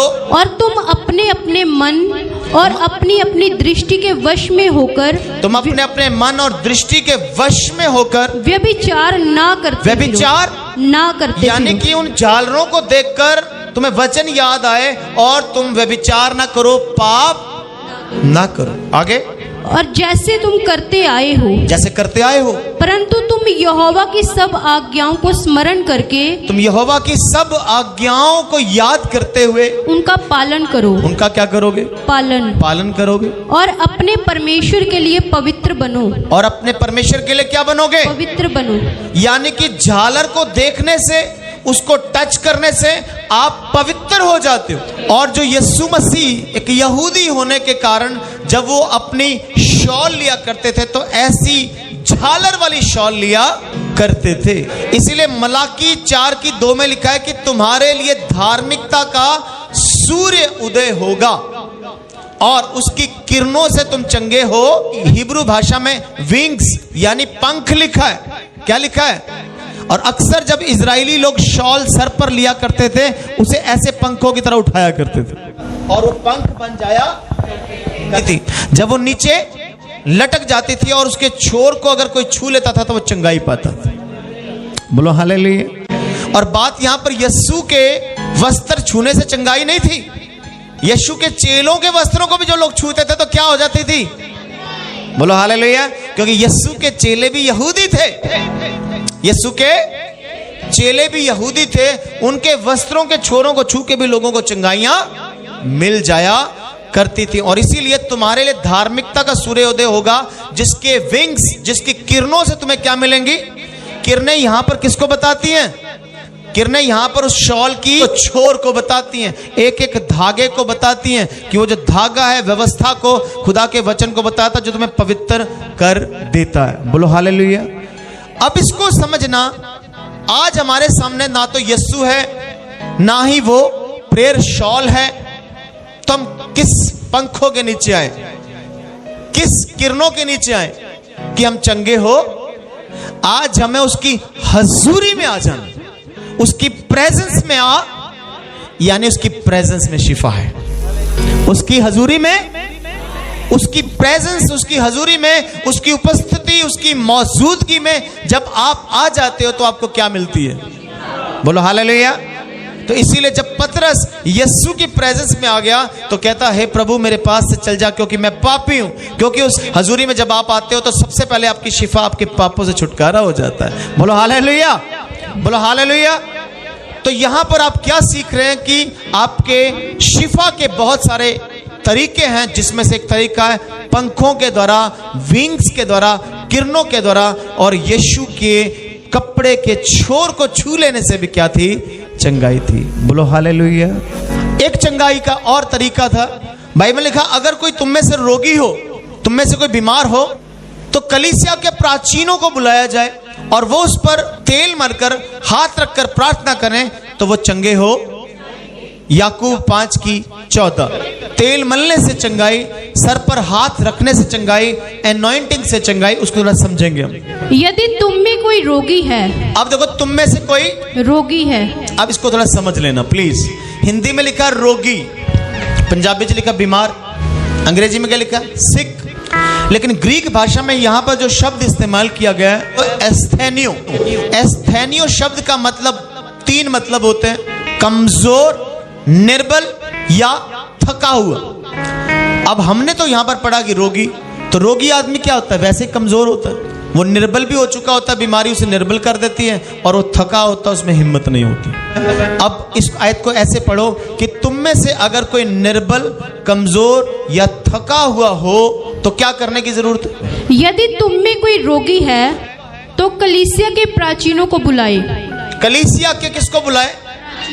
प्राचीन। प्राचीन का मतलब होता है ग्रीक भाषा में प्रेस्बिटेरियन कहते हैं उसको, प्रेस्बिटर होता है प्राचीन लोग, बुजुर्ग लोग। अब कलीसिया के बुजुर्ग लोग किन्हें कहा गया?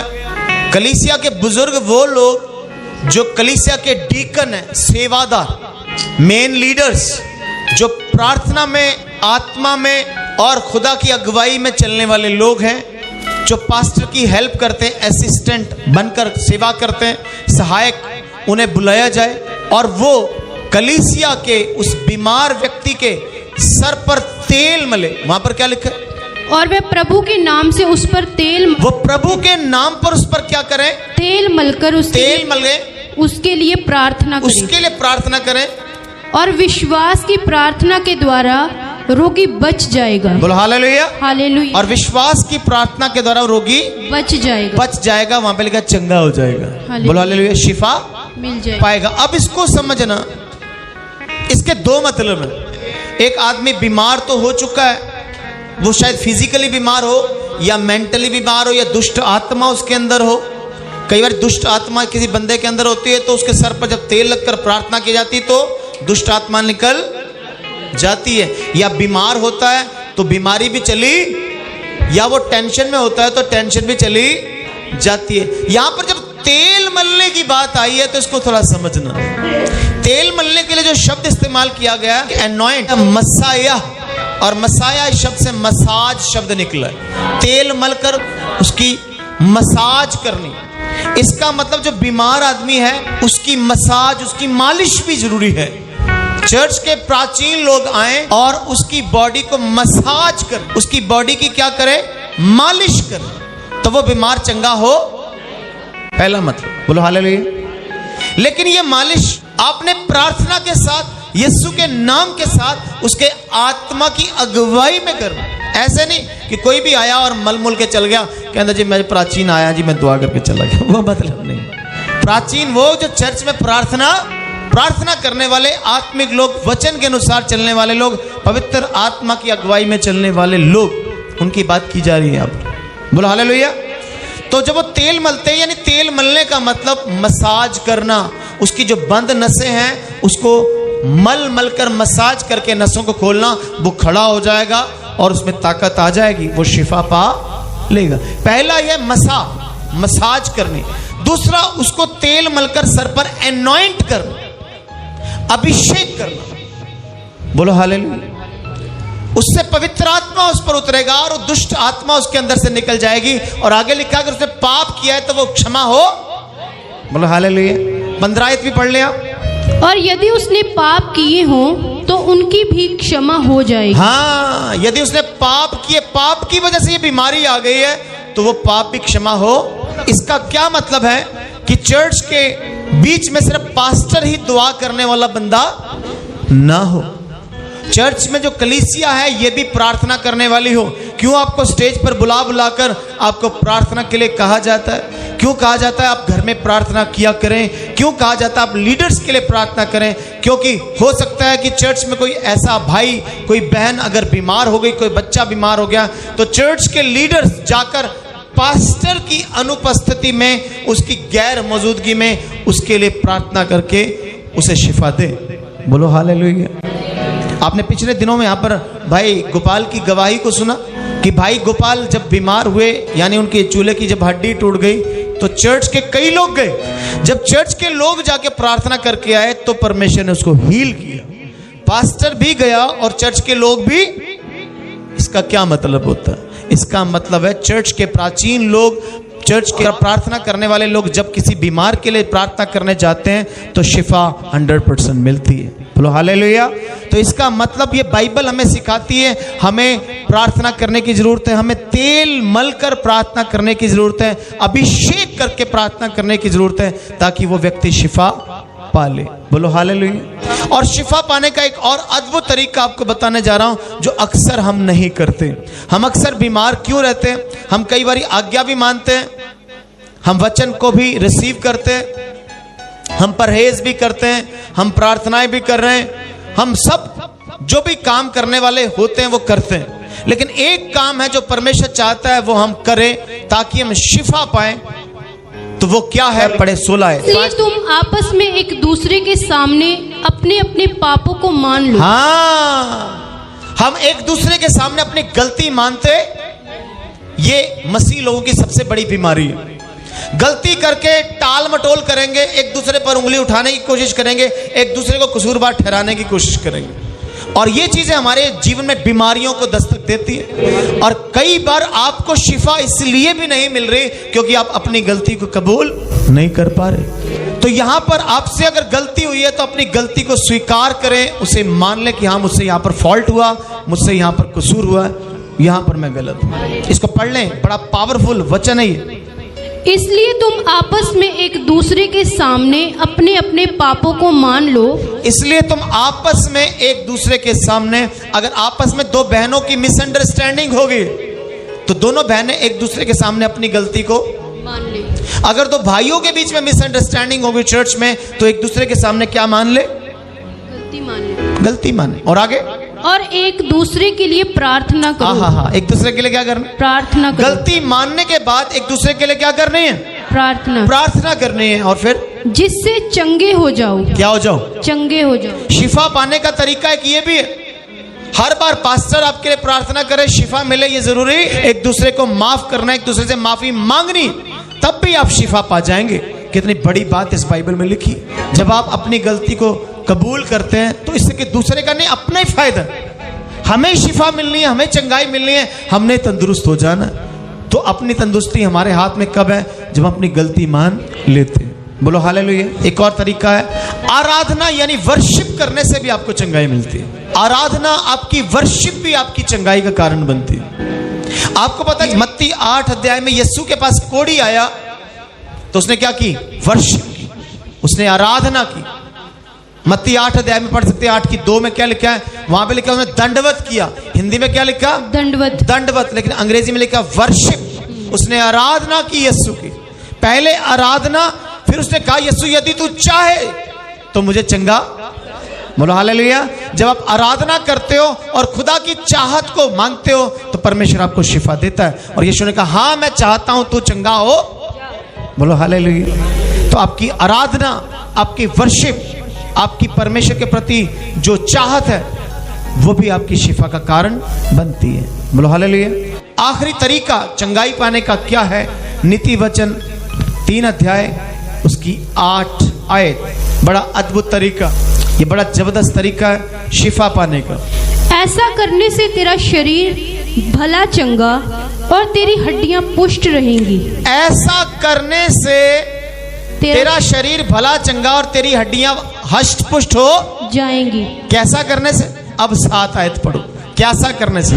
अपनी दृष्टि में बुद्धिमान ना होना। अपनी दृष्टि में बुद्धिमान ना होना। यहोवा का भय मानना। हाँ, आप जब खुदा का डर मानते हो हर बात में, खुदा का डर मानना और बुराई से दूर रहेंगे तो आप भले चंगे हो जाएंगे। बोलो हालेलुया। आपकी चंगाई के लिए आपको बुराई से दूर रहना पड़ेगा, पाप से दूर रहना पड़ेगा। इसलिए यीशु मसीह ने 38 साल के रोगी को जब चंगा किया तो मंदिर में जब यीशु से दोबारा मिले तो यीशु ने कहा फिर से पाप, बुराई से दूर रहना। इसका मतलब हमारा पाप करना, बुराई में पड़ जाना हमारी बीमारी की वजह बनता है, और बुराई को छोड़ना, पाप को छोड़ना हमारी शिफा की वजह बन जाता है। इसलिए परमेश्वर का भय, परमेश्वर का डर और बुराई से दूर रहने से तुम भले चंगे हो जाओगे। बोलो हालेलुया। तो आपने कितने तरीके यहां पर सुने? सबसे पहला तरीका आपने क्या सुना? शिफा पाने का, कि आपको क्या करने की जरूरत है? आज्ञा मानने की जरूरत है। दूसरा, आपको प्रार्थना करने की जरूरत है। जब आप प्रार्थना करते हो, और प्रार्थना कैसी? जब परमेश्वर के आप भक्त हैं, परमेश्वर की इच्छा के अनुसार अपना जीवन व्यतीत कर रहे हैं, तब आपकी प्रार्थना वो शिफा लेकर आएगी।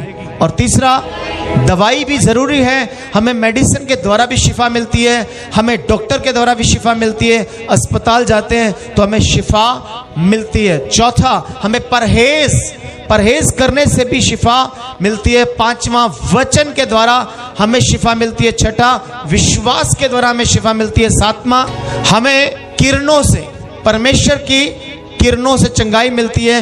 यीशु के वस्त्र का छोर छू लेने से हमें शिफा मिलती है। किरणों का छूना मतलब यीशु के प्रेजेंस में, उसकी हजूरी में आना।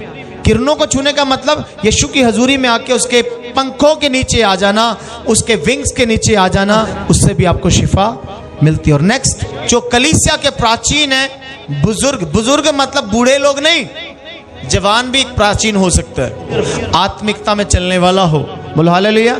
चर्च के प्राचीनों को बुलाकर, चर्च के आत्मिक लोगों को बुलाकर बीमारों पर हाथ रखने से, उनकी मसाज, उनकी मालिश करने से भी वो चंगे हो जाएंगे। और जब आप एक दूसरे के सामने अपने पापों का अंगीकार करते हो और प्रार्थना करते हो तो भी आप चंगे हो जाते हो। बोलो हालेलुया। और उसके बाद परमेश्वर का भय मानने से, बुराई से दूर रहने से भी आप शिफा पाते हो। और जब आप आराधना करते हो, वर्शिप करते हो, स्तुति करते हो परमेश्वर की, तब भी आप शिफा पा। अब आपको इतने तरीके परमेश्वर ने वचन के द्वारा बताए हैं, आप इनमें से कोई भी तरीका, उसको ये ना सोचो कि एक तरीका करूंगा तो शिफा, इनमें से हर तरीका हमारे लिए जरूरी है। अब परमेश्वर आपको इतने तरीके क्यों बता रहा है? परमेश्वर ने आपको शिफा के, हीलिंग के, चंगाई के, तंदुरुस्त रखने के, सेहतमंद रखने के इतने तरीके क्यों बताएं? आप कभी बीमार ना हो। ये बीमारी आपके जिस्म की हो सकती है, ये माइंड की हो सकती है, ये आत्मा की हो सकती है, ये आपके घर की, माहौल की, आपके हालात की, आपके आस पड़ोस की, या आपके समाज की, या देश की। हर प्रकार की बीमारी को हील करने की, चंगा करने की ताकत उस खुदा में है। और उस खुदा का नाम ही यहोवा राफा, राफा चंगा करने वाला। खुदावंद हमारा चंगा करने वाला है। इसलिए यीशु मसीह के कोड़े खाने से हमें क्या मिल गई? चंगाई मिल गई। आइए हम आंखें बंद करें और प्रार्थना में जाएं थोड़ी देर के लिए। अगर आपके जिस्म में कोई भी रोग, कोई भी बीमारी, कोई भी तकलीफ काम कर रही है, तो आज इन वचनों के द्वारा प्रभु आपको चंगा करने जा रहा है। और बहुत सारे लोगों को चंगा कर भी चुका है, यह हमारा विश्वास है, क्योंकि विश्वास के द्वारा चंगाई है और वचन रिसीव करने के द्वारा चंगाई है। अगर अपने बुराई से, पाप से आप परहेज करते हो तो परमेश्वर आपको चंगा कर चुका। आइए प्रार्थना करें, थोड़ी देर के लिए मुंह खोलें, ढीले ना पड़े। ये ढीले पड़ने का समय, घुटनों के बल आ जाए, थोड़ी देर के लिए प्रार्थना में आए। आइए, परमेश्वर आपको स्पिरिचुअली हीलिंग देना चाहता है, आत्मिक हील करना चाहता है। आपको परमेश्वर अद्भुत रीति से शिफा देना चाहता है। इस शिफा को रिसीव करने के लिए आइए प्रार्थना में आए। आइए धन्यवाद दें उस खुदा को, उस खुदा के अद्भुत वचनों के लिए। उसने अद्भुत तरीकों से हमें शिफा का वादा किया है। प्रार्थना करें, आपके जीवन में जहां कहीं कोई कमी, कोई कमजोरी, कोई बीमारी आपको सताती है, तो परमेश्वर आपको चंगा करने जा रहा है। उसके कोड़े खाने से, यीशु मसीह के कोड़े खाने से शिफा मिल चुकी है। सबसे पावरफुल चीज है यीशु का मार खाना, यीशु का कोड़े खाना हमारे लिए शिफा का बायस बनता है। उसने शिफा दे दी है। विश्वास करने वालों के ये चिन्ह होंगे, वो बीमारों पर हाथ रखेंगे और वो चंगे हो जाएंगे। तब चंगे होंगे जब हम परमेश्वर की चाहत को, परमेश्वर की इच्छा को जानकर प्रार्थना करेंगे, परमेश्वर की चाहत के अनुसार प्रार्थना करें। आइए धन्यवाद करें, एक दूसरे के लिए प्रार्थना करें। अगर किसी के जिस्म में किसी भी तरह की कोई एलर्जी काम कर रही है, कोई बीमारी काम कर रही है, कोई तकलीफ काम कर रही है, तो यीशु के नाम से वो तकलीफ जाती रहे। यीशु के सामर्थ्य नाम से परमेश्वर उसे हील करने जा रहा है। जितने लोग इस वचन को सुन रहे हैं, इस प्रार्थना को सुन रहे हैं, तो परमेश्वर उनके जीवन में अद्भुत रीति से शिफा देने के लिए जा रहा है। शिफा दे चुका, ये विश्वास करते हैं हम। विश्वास के द्वारा चंगाई है, वचन के द्वारा चंगाई है। जो वचन रिसीव करता है उसकी चंगाई है। सूबेदार ने वचन रिसीव किया और उसका सेवक चंगा हो गया।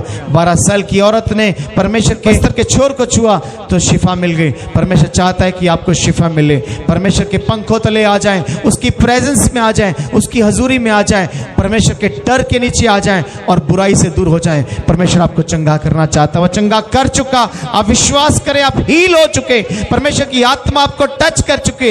एक नई गवाही के साथ आप खड़े हो चुके। परमेश्वर आपकी सारी एलर्जी को खत्म कर चुका, सारी बीमारी को खत्म कर चुका। आप विश्वास करें। विश्वास करने वालों के लिए सब कुछ हो सकता है। परमेश्वर सब कुछ करने की ताकत रखता है। वो यहोवा राफा है, वो यीशु मसीह है, वो चंगा करने वाला खुदा।